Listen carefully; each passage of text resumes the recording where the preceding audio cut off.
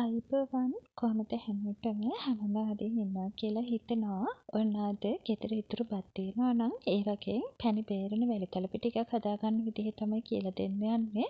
ඉතින් ඔන්න පිට්ටු අනානා දඟලන්නේ නැතුව හිතුණු ගමන් ඔයාට මේ විදිහට වැලිතලප ටිකක් හදාගෙන රස බලන්න පුළුවන්. අපි බලමු කොහොමද මේක හදාගන්නේ මොනවද ඕනි වෙන්නේ කියලා. මම මෙතන බත් අඬු කෝප්ප දෙකක් අරගෙන තියෙනවා. හොඳට පුරවලා අරගන්න. ඒ අඬු කෝප්පේම වතුර 4න් 3ක් අවශ්‍ය වෙනවා. ඒ වගේම සීනි අඬු කෝප්ප එකක් අවශ්‍ය වෙනවා. ඔයා මේ හැමදේම එකම අඬු කෝප්පකින් මැනලා අරගන්න. තව අපිට ලුණු තේ හැඳි භාගයක්, ඒ වගේම ගාගත්තු පොල් බෑයක පොල් අවශ්‍ය වෙනවා. ওই ටික තමයි අවශ්‍ය වෙන්නේ. අපි දැන් මේක හදාගමු. මුලින්ම ට්‍රේ එක මේ විදිහට තෙල් හරි බටර් හරි ටිකක් ගාලා ලෑස්ති කරලා තියාගන්න. ඉතින් ඔයාලට මේ වෙනුවට කෙසෙල් කොලයක වැලිතලප මිශ්‍රණය අතුර ගන්නත් පුළුවන්. මුලින්ම ගත්ත බත් ටික මේ විදිහට කැරෝපකින් පොඩි කරගන්න. ඔයා මේක බ්ලෙන්ඩ් කරන්න යන්න එපා. එහෙම වුණොත් ඕනට වඩා බත් ටික පොඩි වෙනවා. අපිට ඕනි කරන්නේ බත් ඇටය ටිකක් 2ට 3ට වගේ කඩා ගන්න. ඔන්න මම දැන් ඔක්කොම ටික හොඳට පොඩි කරගත්තා. දැන් අපි වැලිතලප ටික හදාගමු. මේ විදිහට ජාතියක් ලිපේ තියලා අපි ගත්ත සීනි එකෙන් සීනි මේසෙ හැඳි 3ක් විතර එකට එකතු කරගන්න. එකතු කරගෙන අපි මේක ලස්සන පාටකට කැරමල් කරගන්නවා. යාන්තමින් කැරමල් එකන එද්දී හැඳ පාවිච්චි කරලා ඔයාට පුළුවන් මෙන්න මේ විදිහට ලස්සන පාටකට කැරමල් එක හදාගන්න. ඔන්න ඔය වගේ ටිකක් අද පාටට ආවට පස්සේ මම මේකට වතුර අඬු කෝප 4න් 3 එකතු කරගන්නවා. දෙතුන් පාරකට ඒක එකතු කරගෙන කැරමල් ටික හොඳට දිය කරගන්න. වතුර ටික එකතු කරගද්දී දෙතුන් පාරකට පරිස්සමෙන් එකතු කරගන්න. නැත්නම් කැරමල් ටික ඇඟට විසික් වෙන්න බලනවා. කැරමල් ටික හොඳට දිය වුණාට පස්සේ ඊටු සීනි ටික ඔක්කොම එකතු කරගෙන දැන් පැණි එක හදා ගන්නවා. ටික වෙලාවක් යද්දී මෙන්න මේ විදිහට හොඳට පැණි එක උතුරගෙන එනවා. මම පැණි එකේ පදම ඔයාලට පෙන්නන්නම්. ඔන්න බලන්න දැන් පැණි එක මෙන්න මේ විදිහට හොඳට උඩට ඇවිල්ලා තියෙනවා. නූල ඇතෙන පදමට ඔන්න ඔය විදිහට. දැන් මේ වෙලාවේදී අපි ගත්ත පොල් ටික මේකට එකතු කරගන්න. දැන් ඒකට ලුණු තේ හැඳි භාගෙත් එකතු කරගෙන මම මේක හොඳට කලවම් කරගන්නවා. පොල් ටික පැණි එකත් එක්ක හොඳට කලවම් කරගත්තට පස්සේ පොඩි කරගත්තු බත් ටිකත් මේකට එකතු කරගන්නවා. එකතු කරගෙන දැන් අපි මේක ටිකක් අඩු ගින්දරේ විනාඩි 15ක් විතර ලිප තියාගෙන ටිකටම කලවම් කරගන්න ඕනේ.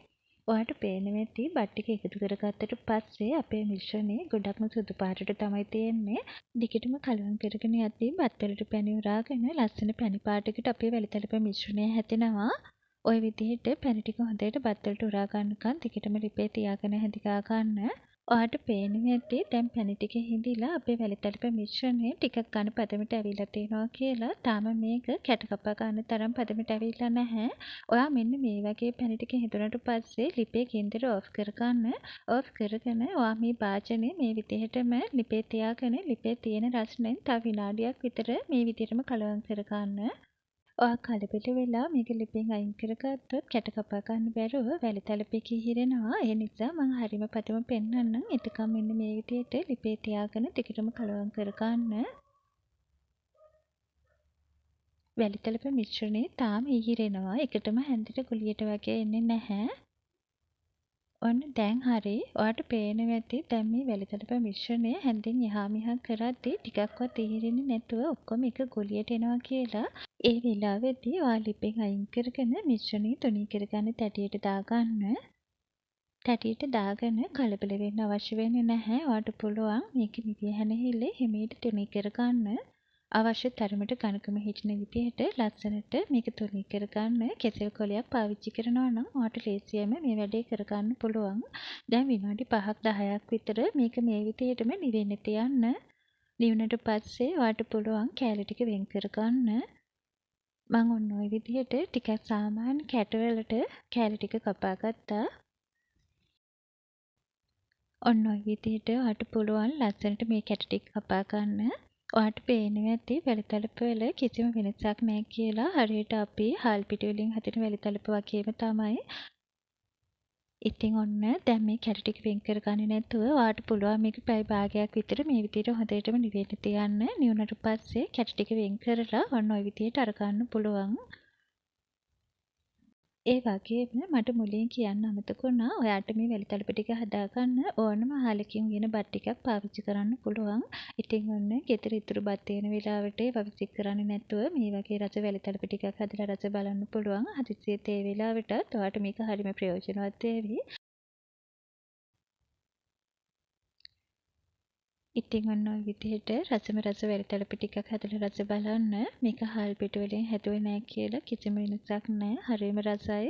ඉතින් ඔයාට හදිස්සියට ඒ වෙලාවට මේකත් ප්‍රයෝජනවත් වෙයි කියලා හිතනවා. තවත් මේ වගේ වටින ප්‍රයෝජනවත් රෙසිපි එකකින් ඉක්මනින්ම නිකන් ගිහින් එන්නම්.